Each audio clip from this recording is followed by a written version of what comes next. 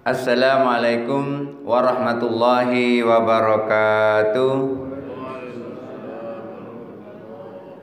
Alhamdulillahi nasta'inuhu wa nastaghfiruh wa na'udzu billahi min syururi anfusina wa min sayyiati a'malina.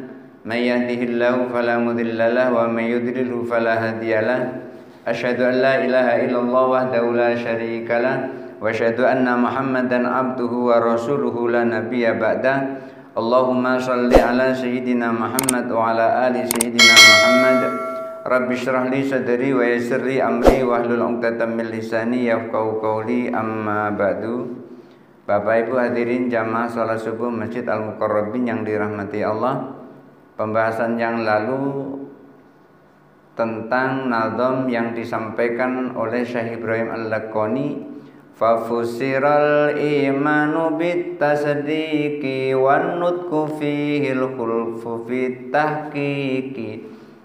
Masih seputar tentang penafsiran iman. Iman itu ditafsirkan atau dijelaskan dengan tasdik. Kemudian untuk mengucapkan dua kalimat syahadat itu masih ada perbedaan pendapat. Artinya begini, ketika seseorang ingin masuk Islam, apakah dia harus mengucapkan dua kalimat syahadat atau cukup menetapkan keimanannya di dalam hati? Karena kalau harus mengucapkan dua kalimat syahadat, lalu bagaimana kalau ada orang bisu nggak bisa ngomong, kemudian harus disuruh mengucapkan dua kalimat syahadat? Karena orang bisu ini nasibnya belum tentu sebagus nasib orang bisu yang viral di media sosial itu. Kenapa dia viral? Karena dia bisu terhadap orang lain, tapi ketika membaca Al-Quran dia lancar. Tapi ketika dia ngomong, dia nggak bisa. Sepatah kata pun dia nggak bisa. Cuman au gitu saja kalau ngomong dengan orang. Tetapi ketika dia disuruh membaca Al-Quran, itu membacanya bagus dan lebih bagus dari orang biasa pada umumnya. Nah, orang bisu tidak semuanya seberuntung dia bisa mengucapkan kalimat-kalimat thayyibah. Ada yang orang bisu nggak bisa ngomong apa-apa. Lalu ketika dia kebetulan lahir dari rahim orang kafir, sehingga dia lahir dalam keadaan kafir, ingin dia masuk ke dalam Islam, lalu apakah dia harus mengucapkan dua kalimat syahadat seperti itu? Asyhadu an la ilaha illallah wa asyhadu anna Muhammadar Rasulullah. Apakah harus mengucapkan seperti itu? Kalau bisa, nggak masalah. Ini masalahnya ngomong saja dia tidak bisa. Maka ini yang dibahas oleh Syekh Ibrahim Al-Laqani yang kemudian dijelaskan oleh Imam Bijuri dalam pembahasan ini, yaitu apakah orang masuk Islam itu harus mengucapkan dua kalimat syahadat atau cukup menetapkan imannya di dalam hati, atau kedua-duanya harus menetapkan dua kalimat syahadat dan menetapkannya di dalam hati, mengucapkan dua kalimat syahadat dan menetapkan di dalam hati. Jadi di sini ada beberapa pendapat. Mari kita lanjutkan pada pembahasan berikutnya. Bismillahirrahmanirrahim. Wa maudhu'u hadzal khilafi, dan posisi perbedaan pendapat ini atau di dalam perbedaan pendapat ini sebetulnya berada pada bagian mana? Kafirun asliyun, itu adalah pada orang kafir asli. Ketika seorang kafir asli itu maksudnya dari lahir dia sudah kafir, dari lahir. Kan kadang ada kafir yang tidak asli, kafir jadi-jadian, ada kafir jadi-jadian. Dia sudah Islam kemudian terus murtad, itu namanya kafir jadi-jadian. Asalnya dia Islam kemudian terus murtad, jadilah dia kafir. Bukan yang itu yang dimaksud. Yang dimaksud di sini adalah begitu dia lahir dalam kondisi kafir karena ibunya kafir, bapaknya kafir, maka pembahasan ini posisinya adalah berada pada orang yang kafir asli, yuridud dukhula fil islami, yang ingin masuk ke dalam Islam. Kadang dari kejenuhan yang dia peroleh dalam kehidupannya, Akhirnya ia memperoleh petunjuk dari Allah Subhanahu wa taala. Lalu di dalam hatinya ingin masuk ke dalam Islam, maka kafir asli ini harus mengucapkan 2 kalimat syahadat, ataukah cukup menetapkan di dalam hati, atau kedua-duanya, mengucapkan 2 kalimat syahadat dan menetapkan di dalam hati, karena masing-masing punya hukum. Ketika seseorang mengucapkan 2 kalimat syahadat, hukum dunia jadi berubah. Ketika seseorang menetapkan saja imannya di dalam hati, hukum akhirat di sisi Allah juga berubah, tapi hukum dunia barangkali belum berubah. Tetapi ketika menetapkan kedua-duanya, mengucapkan 2 kalimat syahadat dan menetapkannya imannya dalam hati, kedua-duanya berubah. Hukum dunia berubah, hukum akhirat juga berubah. Nah, oleh karena itu perbedaan pendapat ini berada pada posisi orang kafir yang ingin masuk Islam. Lalu bagaimana kalau seandainya ada anak orang Islam mulai dari lahir tidak pernah mengucapkan 2 kalimat syahadat? Lalu bagaimana?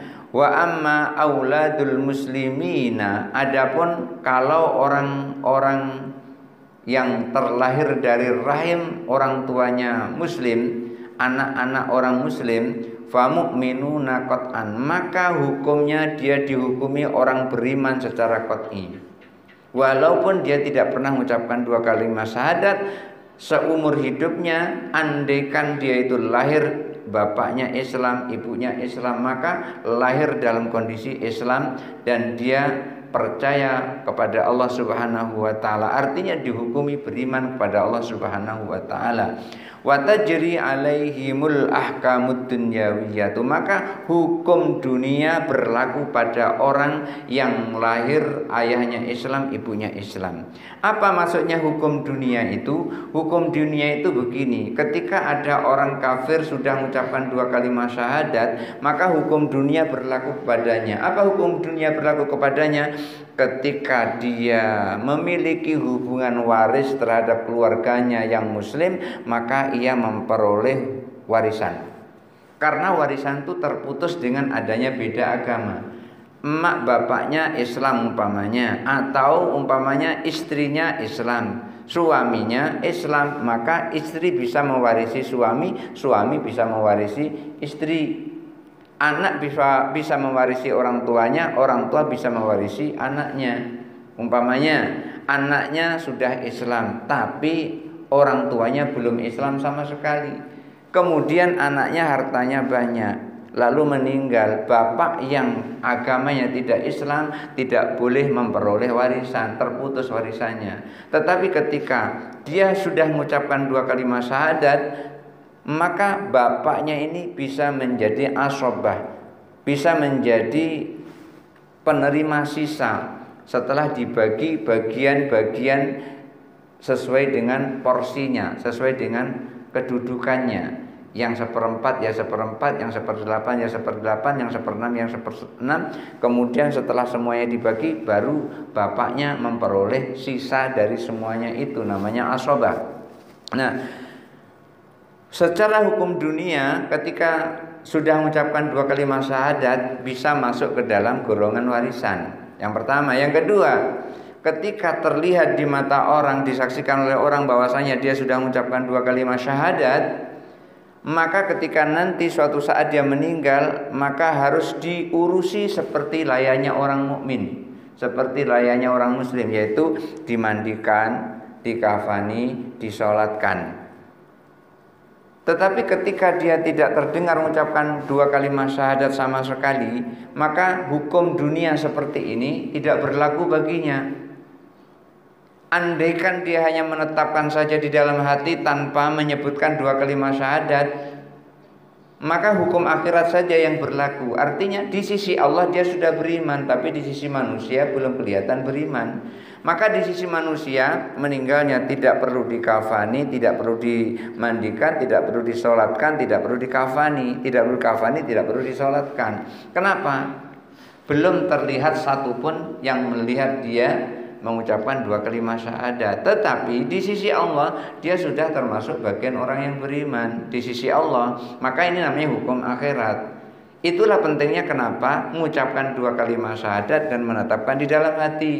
Menetapkan dua kalimat syahadat di dalam hati, hukum akhirat berlaku. Menetapkan atau mengucapkan dua kalimat syahadat di mulut, hukum dunia berlaku. Yang paling bagus kedua-duanya dilakukan, mengucapkan dua kalimat syahadat, menetapkan di dalam hati. Nah, ini untuk orang-orang yang lahir dari ayah yang muslim, ibu yang muslim, hukum dunia tetap berlaku. Walau lam yantiku bisyahadataini, walaupun anak orang muslim ini belum pernah mengucapkan dua kalimat syahadat tula umrihim, sepanjang hidupnya, masih tetap berlaku. Kalau meninggal ya dimandikan, dikafani, disolatkan, kemudian dia ada kaitan warisan dengan orang yang diwarisinya, hukum dunia tetap berlaku. Wala budda min lafzi asyhadu. Lalu ketika harus mengucapkan dua kalimat syahadat, apakah harus mengucapkan dengan kata-kata asyhadu? Maka di sini Syekh Ibrahim Al-Laqani menyampaikan yang disyarah oleh Imam Baijuri. Beliau menyampaikan wala budda min lafzi asyhadu. Untuk masuk ke dalam Islam maka seseorang harus mengucapkan asyhadu. Tidak boleh diganti dengan kata yang lain, walaupun kata-kata itu serupa atau senama atau semakna, tidak boleh diganti dengan kata-kata yang lain. Wa takririhi, dan juga harus mengulangnya, tidak cukup sekali tapi harus mengulangnya, yaitu umpamanya asyhadu alla ilaha illallah wa asyhadu anna muhammadar rasulullah. Asyhadunya diulang. Yang pertama, asyhadu alla ilaha illallah, aku bersaksi bahwa tiada Tuhan selain Allah. Kemudian diulang sekali lagi, wa asyhadu anna muhammadar rasulullah, dan aku bersaksi bahwa Nabi Muhammad adalah utusan Allah. Maka untuk masuk ke dalam Islam itu harus mengucapkan asyhadu, dan kata-kata asyhadu itu harus diulang. Lalu pertanyaan berikutnya, apakah harus ditambah dengan wa? Apakah asyhadu alla ilaha illallah wa asyhadu anna muhammadar rasulullah? Atau boleh asyhadu alla ilaha illallah asyhadu anna muhammadar rasulullah tanpa pakai wa, waul ataf? Mana yang kira-kira benar? Asyhadu an la ilaha illallah wa asyhadu anna muhammadar rasulullah, atau asyhadu an la ilaha illallah asyhadu anna muhammadar rasulullah tanpa wa? Mana di antara keduanya benar? Di sini Imam Baijuri menjelaskan melalui pendapat-pendapat ulama sebelumnya. Beliau menyampaikan wala yashtaratu ayyatiya bi harfil atfi. Untuk mengucapkan dua kalimat syahadat itu tidak harus disyaratkan dengan menggunakan kata-kata wa. Jadi asyhadu an la ilaha illallah wa asyhadu anna muhammadar rasulullah boleh. Asyhadu an la ilaha illallah asyhadu anna muhammadar rasulullah boleh. Jadi tidak disyaratkan harus menggunakan waul ataf, yaitu wa. Maqalahu Zayadi, ini pendapatnya Imam Zayadi. Imam Zayadi menyampaikan untuk mengucapkan dua kalimat syahadat tidak harus disyaratkan dengan huruf wa, tapi boleh menggunakan wa, boleh juga tidak menggunakan wa. Akan tetapi Imam Romli awalnya beliau berpendapat bahwasanya untuk mengucapkan dua kalimat syahadat harus menggunakan wa. Kalau tidak sah. Beliau menyampaikan seperti itu awal mulanya. Beliau menyampaikan untuk mengucapkan dua kalimat syahadat adalah asyhadu an la ilaha illallah wa asyhadu anna muhammadar rasulullah. Awal mulanya begitu. Akan tetapi akhirnya waraja ilaihi Ramliyu akhiran. Akhirnya Imam Ramli mencabut pendapatnya untuk mengucapkan dua kalimat syahadat harus asyhadu an la ilaha illallah wa asyhadu anna muhammadar rasulullah. Dicabut kata-kata itu. Beliau menyampaikan boleh menggunakan asyhadu an la ilaha illallah asyhadu anna muhammadar rasulullah. Akhirnya Imam Romli mengikut pendapatnya Imam Zayadi. Padahal sebelumnya Imam Romli menyampaikan harus menggunakan wa asyhadu. Tetapi setelah membaca pendapatnya Imam Zayadi, beliau akhirnya mengikut apa yang disampaikan oleh Imam Zayadi. Fala yakfi ibdalul lafzi asyhadu. Bolehkah mengganti kata-kata asyhadu dengan kata yang lain yang semakna? Fala yakfi ibdalul lafzi asyhadu bi ghairihi. Tidak boleh kita mengganti kata-kata asyhadu dengan kata yang lainnya walaupun semakna. Umpamanya absiru bi qalbi, umpamanya gitu, aku melihat dengan hatiku, umpamanya gitu. Kan asyhadu itu artinya menyaksikan. Menyaksikan itu antara mata dengan hati itu bareng. Mata melihat kemudian hati menetapkan, itu namanya menyaksikan. Tapi kalau melihat itu cukup dengan mata.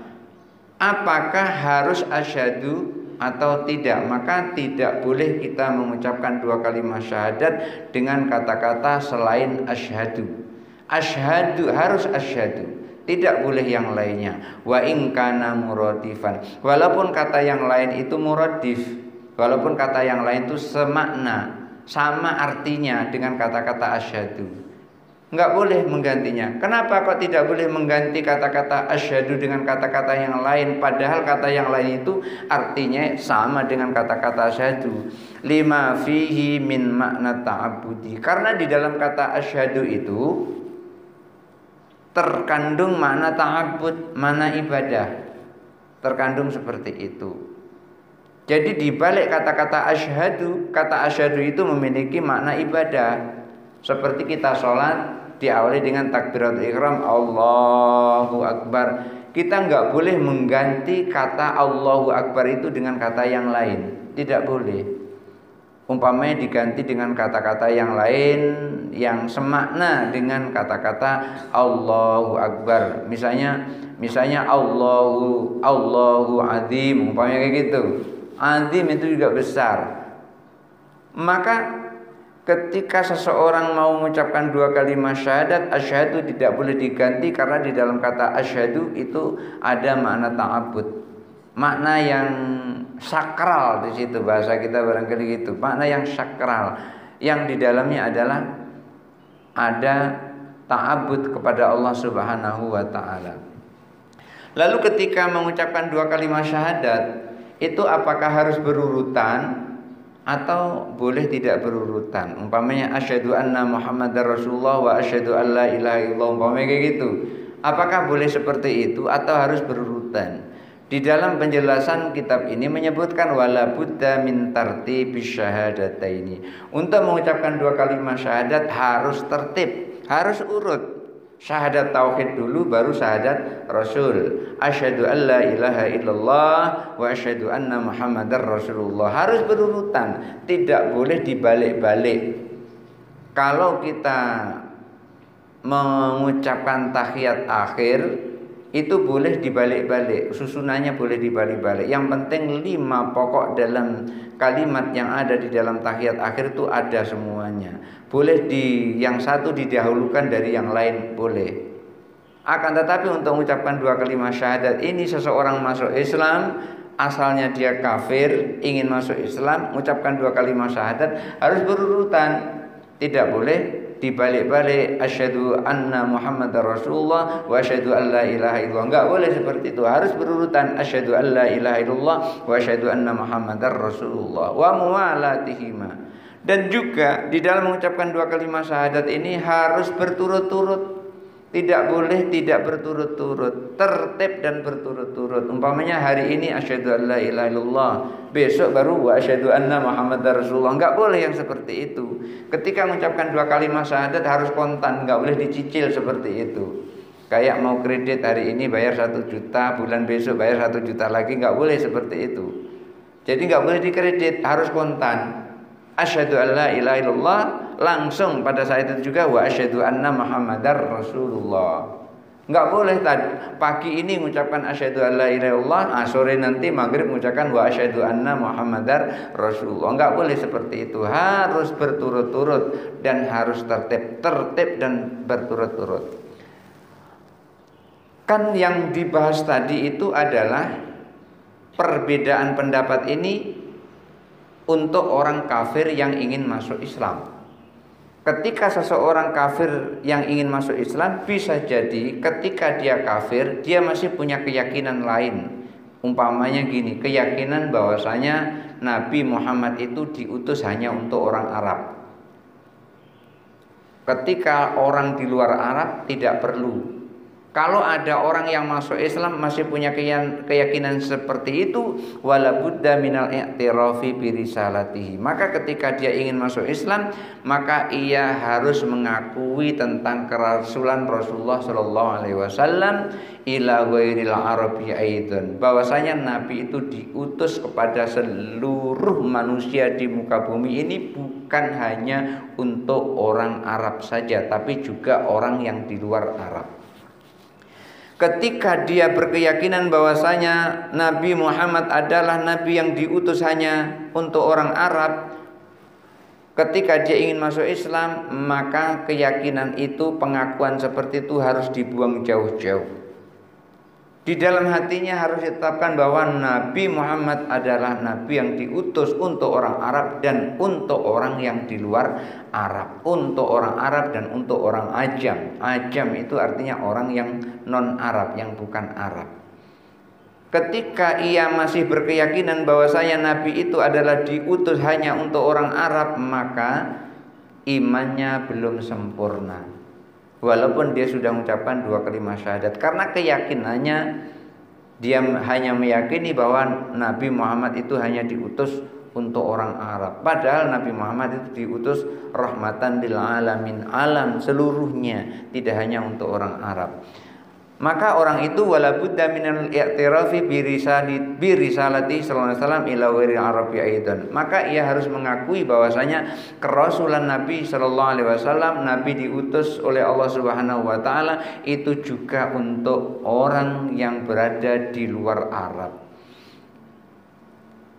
Tetapi ketika dia meyakini bahwasanya Nabi itu diutus hanya untuk orang Arab, adakah yang seperti itu? Tentu saja ada.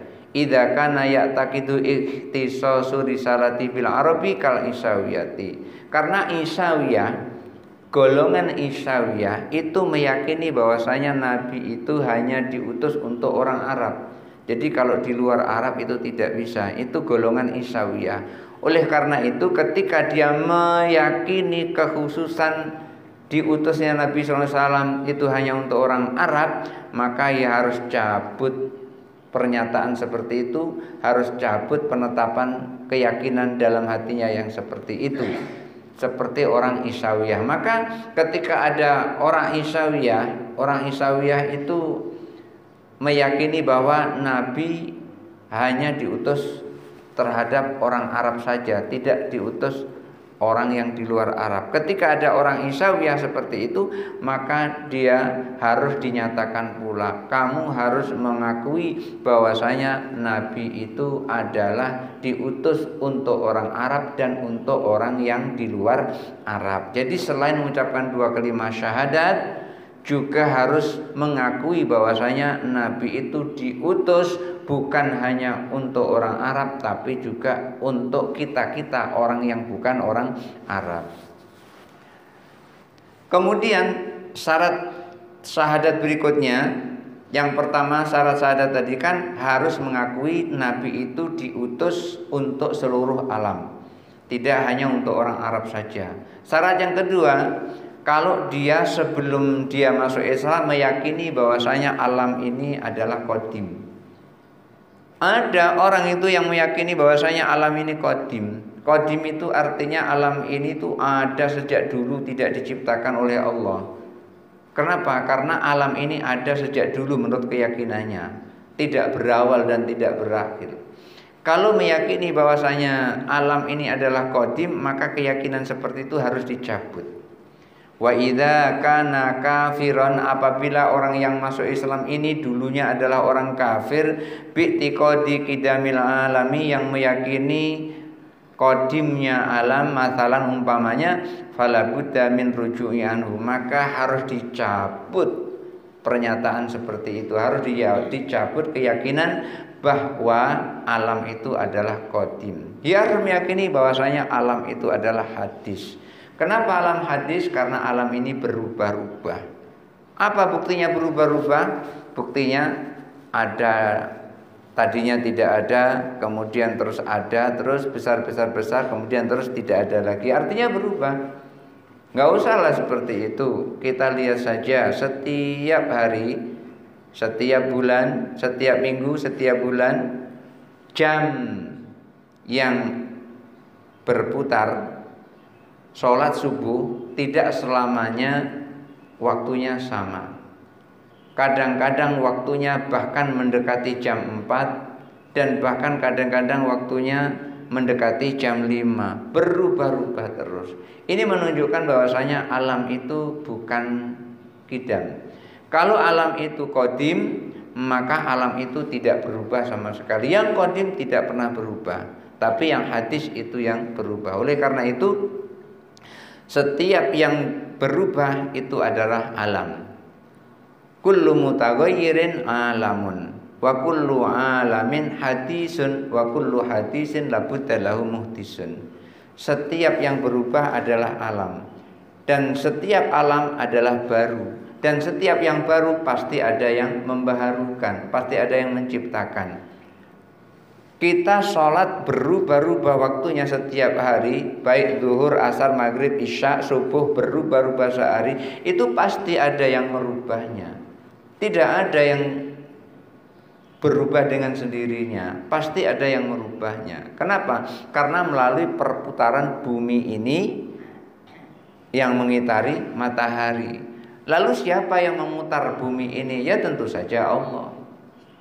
Kalau Allah tidak menghendaki bumi ini berputar, berhenti sampai di situ, enggak berputar. Berarti bumi ini berputar, ada yang memutar. Siapa yang memutar? Yang menciptakan bumi. Siapa yang menciptakan bumi? Yaitu Allah.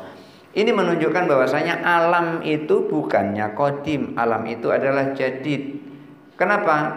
Dia tidak qadim karena ada yang menciptakan, yaitu Allah. Kalau orang kafir tadi meyakini bahwasanya ketika dia mengucapkan 2 kalimat syahadat masih meyakini bahwasanya alam ini adalah qadim, maka kepercayaan alam itu qadim harus dicabut, harus diambil, dirubah bahwasanya alam itu tidak qadim, alam itu adalah jadid. Jadi syarat yang pertama setelah mengucapkan 2 kalimat syahadat adalah harus meyakini Nabi Muhammad itu diutus tidak hanya untuk orang Arab tapi juga untuk non-Arab. Yang kedua, ketika dia meyakini bahwasanya alam ini adalah qadim, maka keyakinan itu harus dicabut. Kalau tidak dicabut keyakinannya yang seperti ini akan merusak 2 kalimat syahadatnya. Walau ata bisyahadataini bil ajamiyati sahha. Kalau ada orang yang mengucapkan 2 kalimat syahadat tapi mengucapkannya itu dengan bahasa ajam, maka sah syahadatnya. Tidak mengganti, tapi memang dia mengucapkannya itu dengan kata-kata ajam. Ajam itu artinya bukan kalimat Arab. Umpamanya gini, aku bersaksi bahwa tidak ada Tuhan selain Allah dan aku bersaksi bahwa Nabi Muhammad adalah utusan Allah. Kalimat ini adalah kalimat bahasa ajam, bukan bahasa Arab. Yang tidak boleh tadi itu adalah ketika asyhadu diganti dengan kata Arab yang lain yang semakna. Akan tetapi ketika seseorang mengucapkan 2 kalimat syahadat dengan bahasa ajam, maka Islamnya sah. Wa in ahsanal arabiyyata, walaupun dia bisa mengucapkan 2 kalimat syahadat, dia bisa mengucapkan asyhadu an la ilaha illallah wa asyhadu anna muhammadar rasulullah. Tapi ketika dia masuk Islam, di dalam hatinya lebih mantap, aku bersaksi bahwa tidak ada Tuhan selain Allah dan aku bersaksi bahwa Nabi Muhammad adalah utusan Allah. Ketika dia mengucapkan seperti itu, sah dia masuk ke dalam Islam.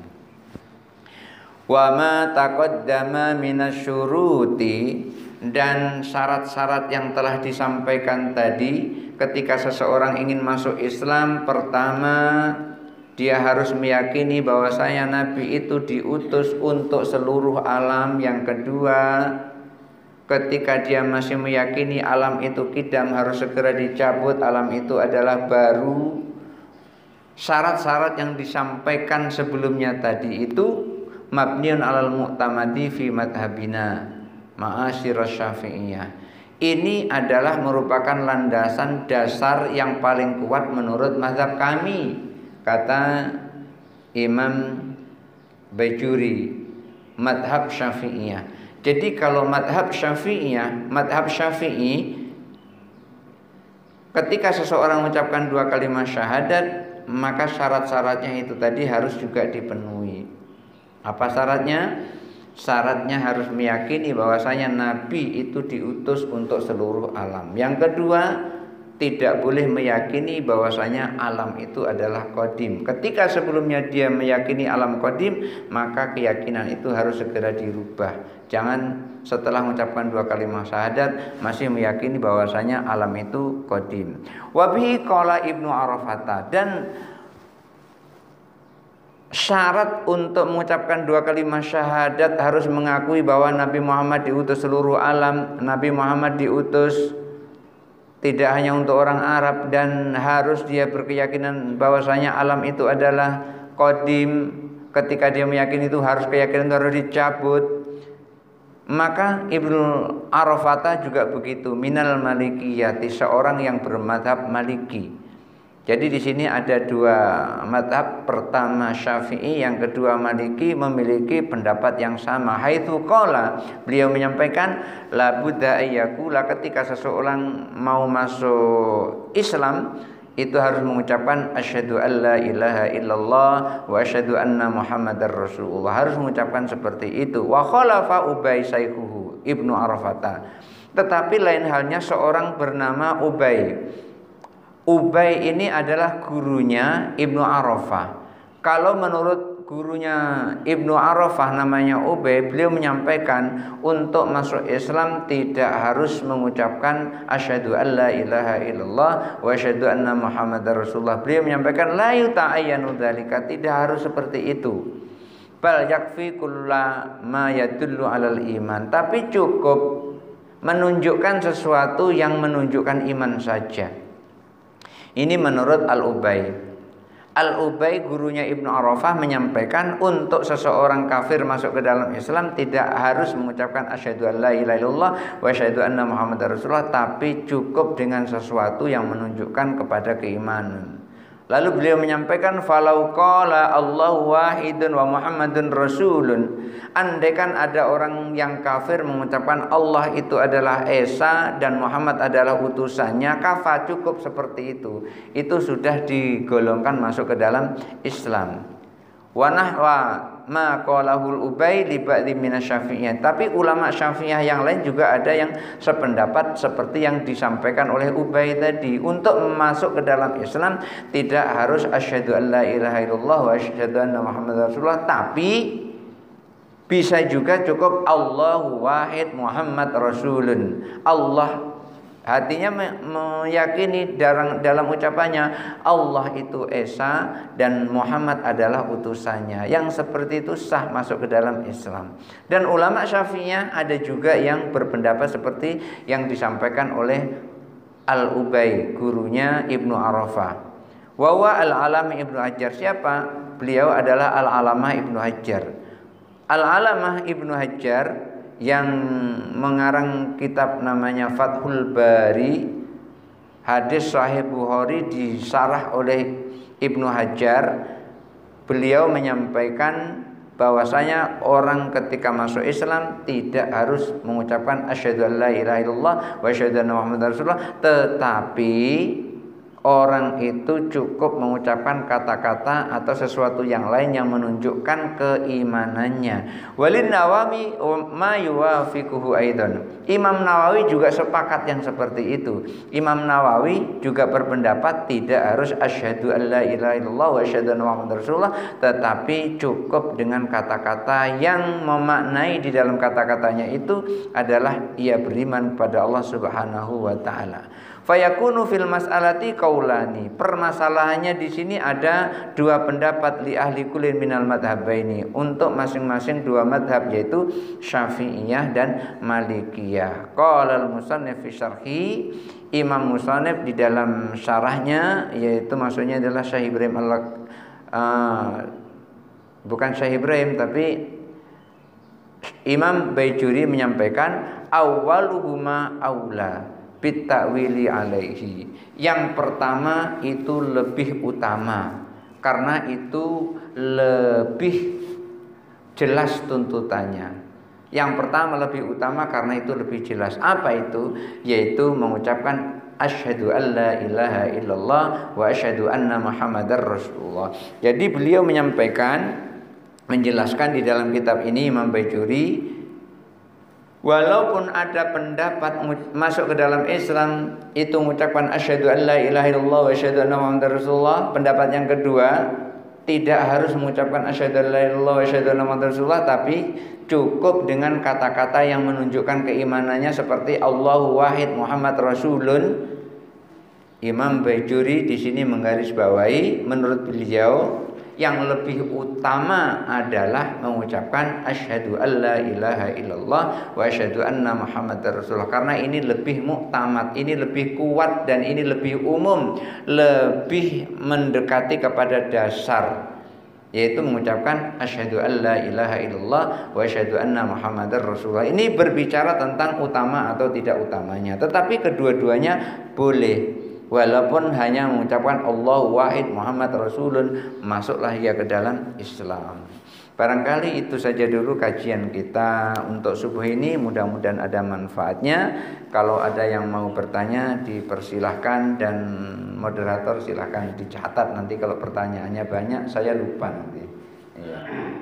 Kesahadatan yang bersangkutan. Oh gitu. Ketika seseorang mengucapkan selamat Natal, itu sesungguhnya banyak sekali perbedaan pendapat.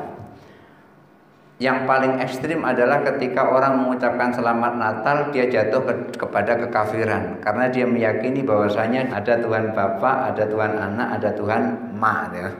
Jadi ada yang ekstrim seperti itu. Tetapi yang tawasud, yang tengah, yang moderat lah kalau bahasa sekarang keren tuh, kita boleh mengucapkan apa saja selama hati kita tidak terbawa, hanya mulut saja. Kita boleh mengucapkan apa saja selama hati kita tidak seperti yang kita ucapkan. Jadi ucapan itu hanya untuk menyenangkan orang saja, tapi tidak sampai ke dalam hati. Karena bisa jadi orang kafir itu dalam keadaan diam, dan bisa jadi orang kafir itu mulutnya berbunyi. Maksudnya gini, orang diam saja ketika dia meyakini bahwasanya Allah itu adalah tidak ada, diam, maka dia sesungguhnya itu sudah kafir secara ukhrawi.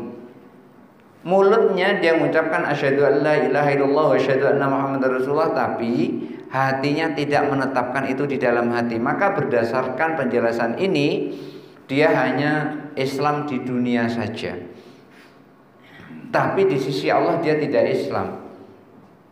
Kenapa? Dia tidak meyakini bahwasanya Allah itu adalah zat yang disembah, hanya mulutnya saja. Maka bisa terjadi pada saat Rasulullah SAW berperang, lalu ada sahabat yang membunuh orang kafir, anggapan dia adalah ucapannya itu hanya menyelamatkan diri. Itu bisa jadi itu hanya hukum dunia saja, tapi akhiratnya dia sesungguhnya belum meyakini Allah itu adalah zat yang disembah. Tetapi Rasulullah SAW itu menyalahkan ketika ada orang yang benar-benar mengakui, mulutnya mengucapkan dua kalimat syahadat walaupun hatinya tidak, maka hukum dunia tetap berlaku, yaitu tidak boleh dibunuh. Tetapi ketika seseorang mengucapkan kayak tadi itu, umpamanya ucapan Natal seperti tadi, maka ketika ucapan Natal itu tidak sampai merusak imannya, enggak masalah, enggak apa-apa. Hanya ucapan menyenangkan saja. Ya, barangkali bisa dikatakan seperti ini juga. Ketika seseorang mengucapkan terhadap cantiknya istri seseorang, selama kita tidak tergila-gila dengan cantiknya seorang itu, kemudian akhirnya merusak rumah tangga orang, enggak masalah gitu. Tetapi ketika seseorang mengucapkan, oh Pak, istrimu tuh kok cantik bener, aku pengen yang memiliki istrimu itu, umpamanya kayak gitu, kemudian terus diusahakan bagaimana supaya bisa memilikinya, dibuktikan dengan perbuatan, umpamanya suaminya datang ke rumah terus diracuni terus meninggal gitu, kan perempuan kan nggak boleh dinikahi oleh dua orang laki-laki, kan nggak boleh. Kalau ada perempuan pengen nikah dengan yang lain, maka suaminya harus tidak ada dulu. Kan dulu itu sudah pernah terjadi pada zaman Nabi Daud alaihissalam. Panglimanya Nabi Daud punya istri yang sangat cantik. Nabi Daud pengen mempersunting istri panglimanya. Maka Nabi Daud berusaha bagaimana caranya supaya panglimanya itu meninggal. Akhirnya dikirim ke medan perang, tapi bukan untuk jadi panglima perang, tapi untuk memegang panji. Rata-rata orang yang memegang panji, prajurit yang memegang panji, memegang bendera, itu gugur di medan perang. Dan benar, akhirnya gugur di medan perang. Setelah gugur di medan perang, maka dinikahilah janda dari panglima perangnya itu. Secara fikih sah. Kenapa? Wanita itu udah gak punya suami lagi. Tetapi secara tasawuf salah. Kenapa? Penyebab gugurnya di medan perang tadi itu karena usahanya Nabi Daud, karena pengen panglima perangnya gugur. Oleh karena itulah Nabi Daud sujud selama 40 tahun minta ampun kepada Allah. Jadi secara fikih sah nikahnya, tapi secara tasawuf Nabi Daud berdoa sehingga dikirim oleh Allah dua malaikat yang menasihati Nabi Daud itu. Nah, ini artinya apa? Artinya ketika seseorang melakukan sesuatu dan terus diikuti dengan perbuatannya, maka yang terjadi di hadapan kita itu ketika hanya kata-kata saja tidak diikuti dengan perbuatan, itu tidak jadi masalah. Mengucapkan selamat Natal kepada seseorang tanpa kita meyakini bahwasanya, sama sekali hati kita tidak yakin bahwasanya ada Tuhan Bapa, ada Tuhan Anak, ada Tuhan Emak, atau Roh Kudus, enggak ada yang seperti itu. Kita hanya meyakini bahwasanya Yesus itu adalah Nabi Isa alaihissalam yang diutus oleh Allah Subhanahu wa taala. Enggak masalah yang seperti itu. Maka ada dua pendapat. Pendapat yang paling ekstrim, ketika seseorang mengucapkan selamat Natal berarti dia menjadi kafir. Ada yang seperti itu. Tapi pendapat yang moderat, tidak sampai kafir selama dia tidak meyakini keyakinannya. Tapi kalau kita sudah berubah keyakinan seperti keyakinannya, maka jadilah kita kafir.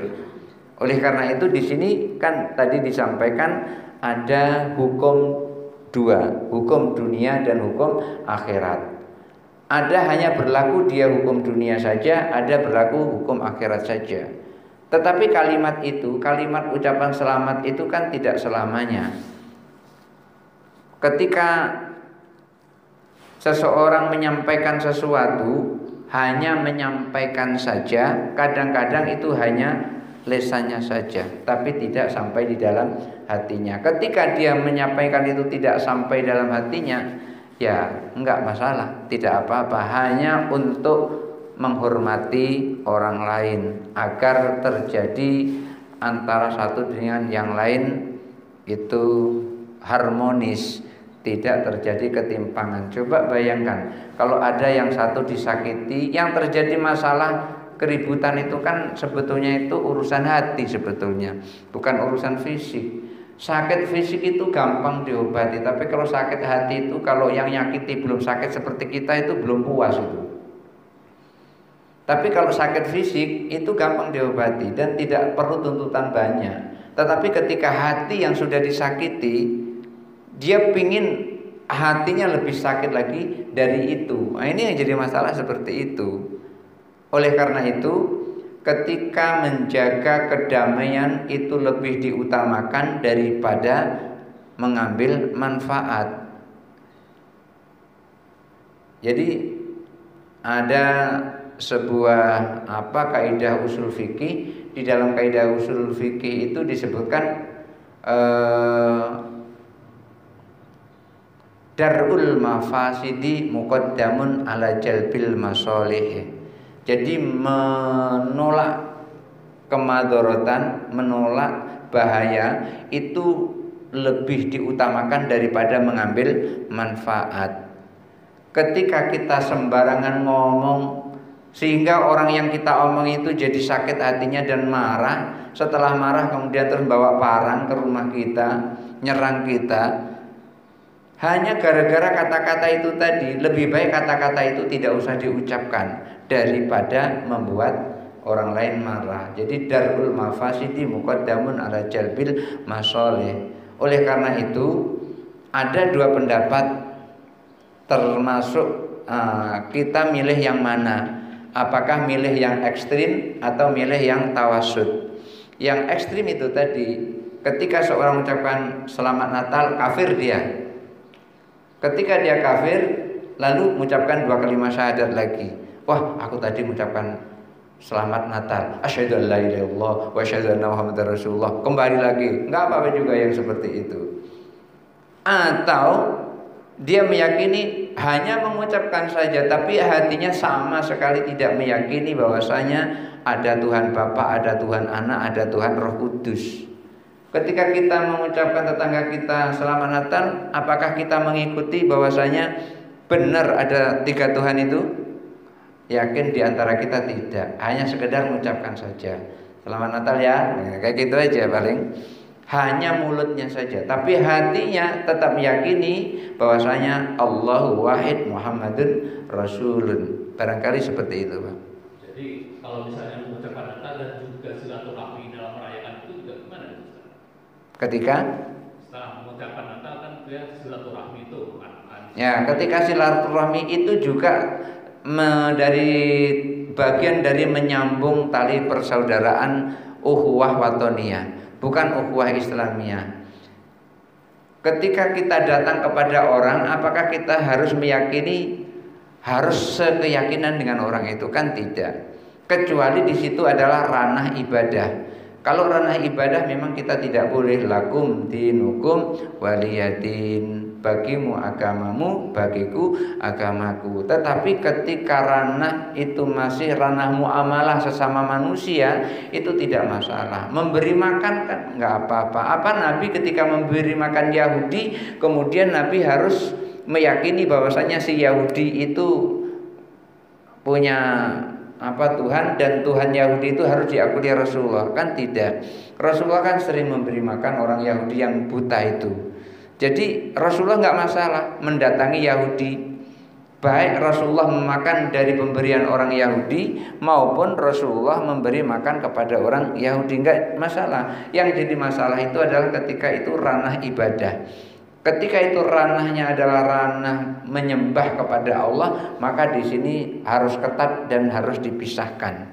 Oleh karena itu turun ayat lakum dinukum waliyadin. Bagimu agamamu, bagiku agamaku. Tidak boleh yuk Jumat semuanya ke masjid, yuk Minggu semuanya ke gereja. Itu nggak boleh. Yang seperti itu bukan tawasud yang seperti itu. Itu namanya mencampur air dengan bensin. Dikasih motor nggak bisa jalan, dikasih orang mabuk, jadi nggak bisa dipakai. Motor nggak bisa pakai, orang nggak bisa minum. Kenapa? Karena bensin dicampur dengan air. Orang maunya air, bensin maunya, motor maunya bensin. Kita umat Islam maunya masjid, mereka umat Nasrani maunya gereja. Nggak boleh bercampur seperti itu. Ini namanya mencampur aduk, dan ini tidak yang dimaksud dari moderasi. Bukan itu yang dimaksud. Yang dimaksud itu adalah tasammuh. Laksanakan ibadah sesuai dengan keyakinanmu, aku tidak ganggu. Biarkan kami melaksanakan ibadah sesuai dengan keyakinan kami, tolong kalian jangan ganggu. Jadi yang seperti itu boleh-boleh saja. Kita umpamanya mendatangi, tapi kalau kita ragu, iman kita rusak, lebih baik tidak usah datangi. Tetapi kalau mendatangi hanya sekedar datang, tetapi tidak membawa iman kita untuk diserahkan kepada dia, nggak masalah. Tetapi kalau kita ragu, saya sendiri termasuk orang yang ragu ketika mendatangi orang yang beragama Nasrani. Ketika dia merayakan di depan rumah saya itu, ya sudah, saya tengoki saja dari dari rumah. Cuman paling-paling cuman dada-dada gitu saja, nggak masalah. Kalau termasuk kita yang ragu. Tapi kalau tidak ragu, yakin aku datang hanya untuk silaturahmi. Silaturahmi itu kan tidak hanya untuk orang Islam, tapi juga non Muslim. Artinya sesama manusia, ada ukhuwah Islamiyah, ada ukhuwah watoniyah, ada ukhuwah syu'ubiyah. Jadi ada persaudaraan sesama Islam, ada persaudaraan sesama suku. Suku itu maksudnya karena dia orang Jawa, kemudian terus kita ukhuwah Jawawiyah, kira-kira gitu.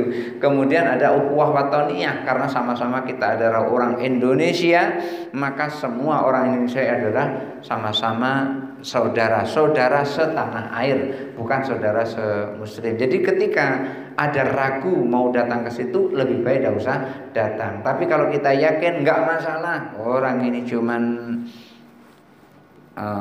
nyambung tali silaturahmi antar tetangga kok. Buktinya ketika saya sakit, saya nggak punya mobil, istri saya sakit, dia yang beragama Nasrani nyiapin mobil bawa ke rumah sakit. Apa nggak boleh? Oh nggak boleh, kamu Nasrani nggak boleh nolong saya, kayak gitu. Lah inilah sekarat nih. Inilah sekarang nih, lah udah ngap-ngapan sini, perlu dibawa kamu. Tanya dulu, ini Nasrani kamu nggak boleh nolong kami ya? Tidak, ini namanya ukhuwah insaniyah. Jadi persaudaraan sesama manusia. Jadi nggak bisa dicampur adukan dengan keyakinan. Jadi seperti itu. Oh, zaman fatrah ya. Iya, zaman fatrah itu kurang lebih sekitar 300-500 tahun. Syariat Nabi Isa itu sudah habis, syariat baru belum datang. Itu dijelaskan di dalam kitab Al-Hawi lil Fatawi Imam Jalaluddin Asyuyuti. Beliau banyak sekali menyampaikan penjelasan-penjelasan itu. Di antaranya adalah beliau mengambil ayat-ayatnya, ada 7 ayat yang beliau sampaikan. Di antaranya adalah wa ma kunna mu'adzibina hatta nab'atsa rasula, dan kami tidak akan mengazab satu kaum sampai kami mengutus rasul kepadanya. Jadi orang-orang yang berada di ahlul fatrah, orang-orang yang berada di zaman fatrah itu tidak dituntut untuk taat, maksudnya tidak dituntut untuk beribadah kepada Allah, tidak dituntut untuk menjauhi larangan Allah, yang dituntut hanya taat kepada Allah. Oleh karena itu, orang-orang yang meninggal sebelum Nabi diutus, seperti orang tua Nabi, kakek Nabi, dan seterusnya, orang-orang yang seperti itu dia akan selamat dari api neraka.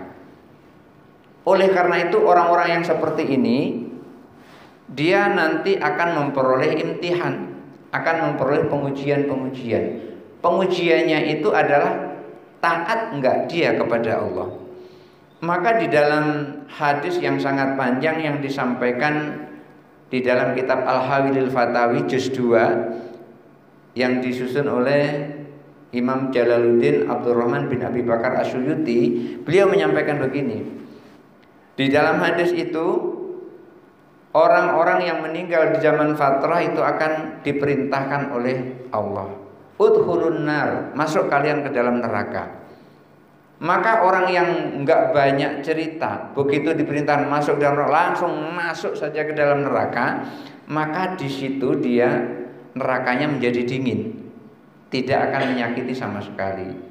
Tetapi ada orang yang begitu diperintahkan udkhulun nar, masuk dalam neraka, dia datang rame-rame dalam neraka. Begitu dekat neraka balik lagi. Ya Allah, nerakanya rame sekali, banyak orang menjerit-jerit kesakitan. Cocokkah kami masuk ke situ? Diperintahkan lagi, udkhulun nar, masuk ke dalam neraka. Sampai di situ balik lagi kepada Allah. Maka Rasulullah di dalam hadis itu menyampaikan, andaikan lau dakhaluha fi awwali marratin, andaikan mereka masuk ketika pertama sekali diperintah masuk ke dalam neraka, la yadurruhun nar, api neraka tidak berbahaya sama sekali untuknya. Jadi Rasulullah sampaikan seperti itu, andaikan mereka itu perintah Allah yang pertama menyuruh masuk ke dalam neraka, maka semuanya masuk ke dalam neraka, langsung masuk, maka neraka tidak panas sama sekali. Karena panasnya neraka itu kan Allah yang menjadikannya panas. Neraka panas, neraka dingin, Allah juga yang menjadikannya dingin. Nabi Ibrahim tidak terbakar dengan api dibakar oleh Raja Namrud itu lantaran Allah jadikan api itu dingin. Ya narukuni bardaw wa salaman ala Ibrahim. Maka orang-orang yang berada di zaman fatrah tidak hanya orang yang berada di zaman fatrah, tetapi orang yang lahir dalam keadaan gila. Begitu lahir owek-owek itu sampai dia meninggal dia gila. Orang seperti itu dalam kategori zaman fatrah. Kenapa? Orang seperti itu mengucapkan 2 kalimat syahadat tidak bisa, sholat juga tidak bisa, puasa juga tidak bisa. Kenapa? Karena dia gila. Atau orang idiot. Orang idiot begitu lahir dia idiot. Begitu lahir dia idiot sampai dia meninggal tetap idiot. Orang yang seperti itu dikategorikan seperti orang-orang yang meninggal pada zaman fatrah. Kenapa? Dia tidak diberi kesempurnaan pikiran oleh Allah. Maka orang-orang yang seperti itu nanti dimasukkan ke dalam neraka. Di dalam hadis itu diceritakan orang ini akan protes. Rabbi lau ataitani aklan, ya Allah, andaikan engkau beri aku akal, tentu aku lebih baik daripada orang yang diberi akal. Dia akan mengatakan seperti itu, protes kepada Allah. Ada orang yang begitu dia lahir normal, tetapi pas balik dia gila sampai meninggal. Orang yang seperti ini, apa ia harus dibebankan masuk ke dalam neraka? Sholat tidak, puasa tidak, kan tidak yang seperti itu. Kemudian ada orang yang ketika dia umpamanya ini normal, begitu normal, pas begitu balik gila tidak, tapi dia pikun. Pikun itu enggak ingat apa-apa. Pikun baru makan, sudah makan nek? Belum, padahal piring masih berantakan di situ. Yang seperti ini orang pikun itu enggak bisa menjalankan perintah Allah, enggak bisa, sholat tidak sah, kemudian puasa juga tidak sah. Bagaimana puasa bisa sah? Puasa nek puasa, padahal sedang makan, tangannya masih kayak gini, dibilang dia puasa. Ya, karena dia pikun tadi.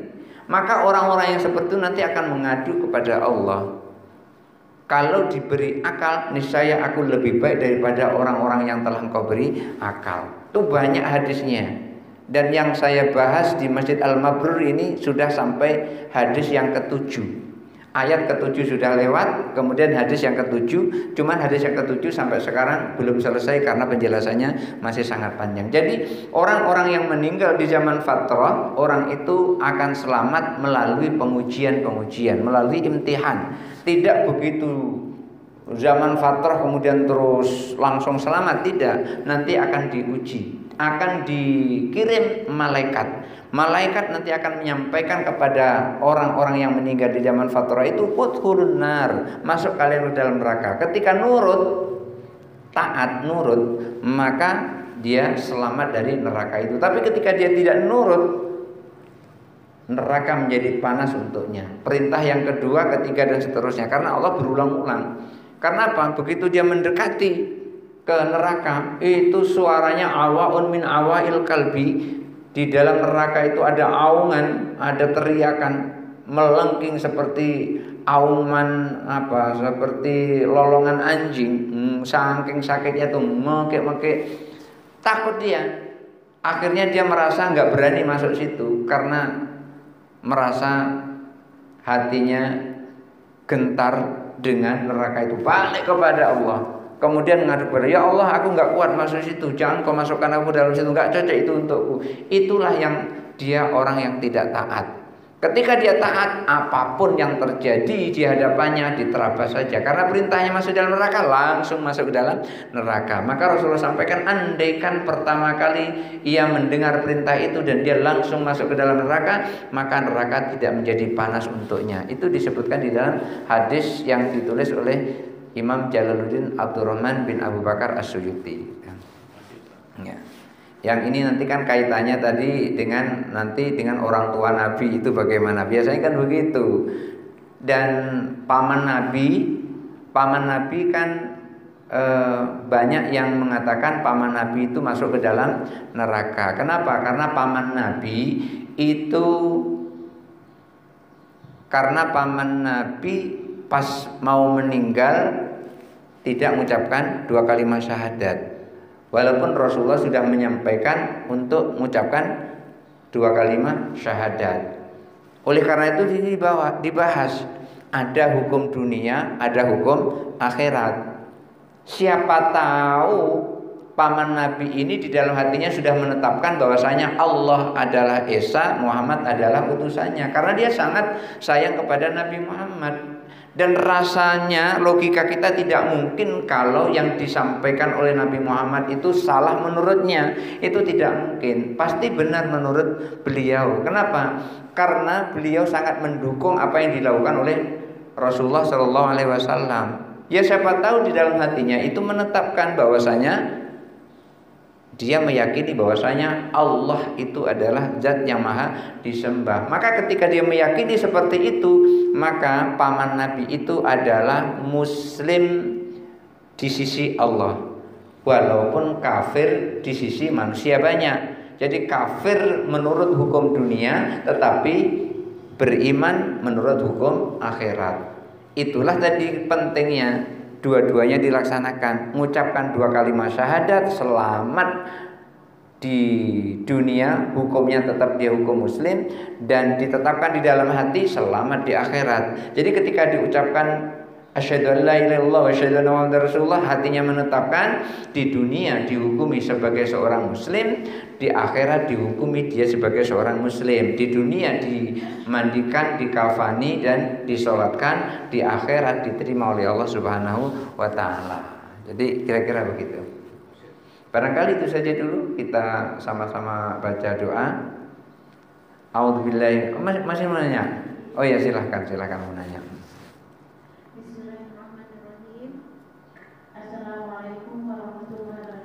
Waalaikumsalam warahmatullahi wabarakatuh. Pertama yang ingin saya tanyakan, ketika dia motong ayam, beliau mengucapkan Bismillahirrahmanirrahim, dan apakah kita boleh memakan ayam tersebut? Ya gitu. Jadi yang pertama orang non muslim mengucapkan salam kepada kita. Yang kedua, ketika dia motong ayam, dia mengucapkan Bismillahirrahmanirrahim. Dia mengucapkan Bismillahirrahmanirrahim. Pas ngapa itu? Motong ayam. Oh, motong ayam. Iya, terus? Apa boleh kita makan ayam tersebut? Oh gitu, ya. Baik. Yang ketiga kan? Oh, ada ketiga. Ya. Dicatat tuh. Ini ketika kita belanja, dia motong ikan, gimana tuh kan? Tidak pakai Bismillah atau gitu? Apa kita sah makan ikan tersebut gitu, Ustaz? Makasih tanya. Assalamualaikum warahmatullahi wabarakatuh. Waalaikumsalam warahmatullahi wabarakatuh. Iya.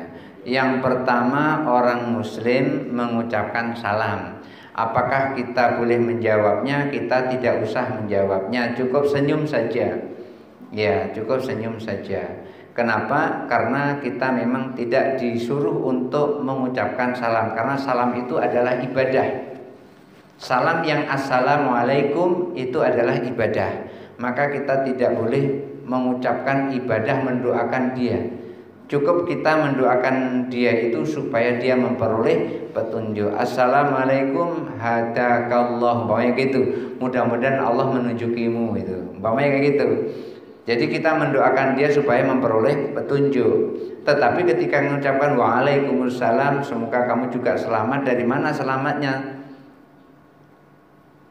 Allah kita, Tuhan kita tidak menerima dia karena dia beribadah bukan kepada Allah. Oleh karena itu kita tidak usah menjawab salamnya. Kalau menjawab kita doakan saja supaya dia masuk ke dalam Islam. Karena saya pernah juga bukan mengucapkan salam, disuruh berdoa di tempat orang yang non muslim. Saya doakan di situ isinya banyak-banyak adalah supaya dia memperoleh hidayah dan dia diberi petunjuk oleh Allah supaya dia masuk ke dalam Islam. Itu yang paling banyak saya sebut. Tapi karena dalam bahasa Arab kan dia tidak tahu. Iya, dia tidak tahu. Yang penting dia senang, ya sudah itu aja. Padahal doanya adalah kita mendoakan supaya dia masuk ke dalam Islam. Apa boleh kita mendoakan orang lain masuk dalam Islam? Boleh. Karena Rasulullah sendiri pernah berdoa supaya Abu Jahal, Abu Lahab, Umar bin Khattab itu masuk ke dalam Islam untuk memperkuat Islam. Pernah Rasulullah berdoa seperti itu, tetapi apakah Allah mengabulkan semuanya? Tidak. Karena apa? Karena urusan hidayah itu adalah urusan Allah. Wa innaka la tahdi man ahbabta walakinallaha yahdi may yasha. Sungguh engkau tidak bisa menunjuki orang yang engkau cintai wahai Muhammad, tapi Allah lah yang memberikan petunjuk. Artinya kita boleh mendoakan siapapun agar dia masuk ke dalam Islam. Itu yang pertama. Jadi ketika kita tidak bisa berdoa seperti itu, senyum saja ketika dia mengucapkan salam itu, karena salam itu adalah ibadah. Orang yang motong ayam itu syaratnya dia adalah muslim. Kalau dia tidak muslim, mengucapkan bismillah walaupun bagaimanapun tetap tidak sah. Kenapa? Syaratnya dia adalah seorang muslim. Ini satu pendapat. Syaratnya dia adalah seorang muslim. Tetapi ada pendapat yang lain, walaupun dia Nasrani, ketika mengucapkan bismillahi Allahu Akbar, ada juga yang mengatakan sah. Tapi saya lebih cenderung, ini ibu boleh milih ini, lebih cenderung kalau menurut pendapat saya syarat untuk memotong binatang supaya sah halal binatang itu, maka syaratnya dia harus seorang muslim dan mengucapkan dua kali mengucapkan nama Allah, bismillahi Allahu Akbar, lalu dipotong. Itu untuk memotong binatang. Jadi motong ikan yang motong non muslim.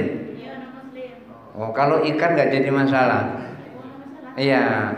Jadi kalau motong ikan, motong belalang, misalnya belalang dipotong-potong.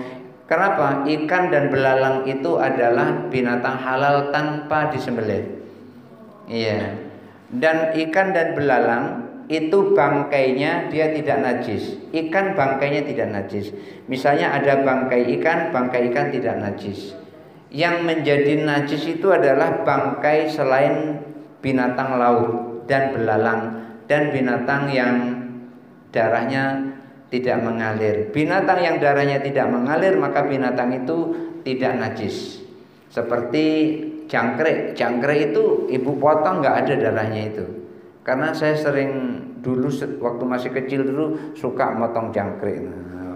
Mau mau digoreng. Jadi dibunuh dulu, jadi lehernya ditarik dari badannya, tek itu. Karena saya dulu suka nyari jangkrik waktu masih kecil. Jadi untuk motong-motong ikan seperti ini ikan dipotong maupun tidak dipotong, maka ikan itu tetap dia tidak najis, halal dia. Seluruh binatang, seluruh yang di laut, seluruh yang bernapas di air itu semuanya halal. Kata orang Palembang kecuali kapal selam. Tapi kalau kapal selamnya orang Palembang tetap halal itu kan, karena dibuat dari ikan. Kapal selamnya orang Palembang. Tapi kalau kapal selam beneran itu yang tidak boleh, karena orang Palembang itu makanannya besar-besar. Kapal selam, roket itu banyak, itu makanannya besar-besar. Lama ada orang Jawa itu makanannya beton. Beton bisa dimakan kalau orang Jawa itu. Beton itu apa? Biji nangkau. Bisa dimakan. Jadi untuk ikan dipotong atau tidak dipotong, siapapun yang memotong itu tetap halal. Karena ikan itu tidak najis dan tidak haram. Bangkainya tidak haram. Memegang ikan itu tidak membuat najis walaupun ikan itu menjadi bangkai. Tetapi ketika ayam mati tidak dipotong, ibu pegang, kena cairan dari ayam tadi, maka tangan ibu menjadi najis, harus dicuci. Semua binatang yang mati tanpa disembelih itu namanya bangkai, dan bangkai itu adalah najis, kecuali bangkai ikan dan keluarga belalang yang tidak mengalir darahnya. Baik, kita sudahi. Kalau ada yang mau bertanya ya untuk disimpan yang akan datang. Sudah hampir jam 6:30. A'udzubillahi minasyaitonirrajim. Bismillahirrahmanirrahim. Allahumma salli ala sayyidina Muhammad wa ala ali sayyidina Muhammad wa sallim wa radhiyallahu ta'ala an sadatina Rasulillah ajma'in. Allahumma nawwir qulubana bi nuri hidayatika kama nawwartal arda bi nuri syamsika wa qamarika abadan abada. Allahumma ij'alna fahman ka fahmi nabiyyin wa hifdzan ka hifdzil mursalin ka ilhamil malaikatil muqarrabin bi rahmatika ya arhamar rahimin. Allahumma ya muqallibal qulub tsabbit qulubana ala dinika wa ta'atik. Rabbana atina fid dunya hasanah wa fil akhirati hasanah wa qina adzabannar. Wa sallallahu ala khairi khalqi Muhammadin sallallahu alaihi wasallam ala alihi washabihi ajmain. Subhana rabbika rabbil izzati amma yasifun wa salamun alal mursalin walhamdulillahi rabbil alamin. Hadanallahu wa iyyakum ajmain. Allahumma muwaffiq ila aqwamit thariq. Wassalamu alaikum warahmatullahi wabarakatuh.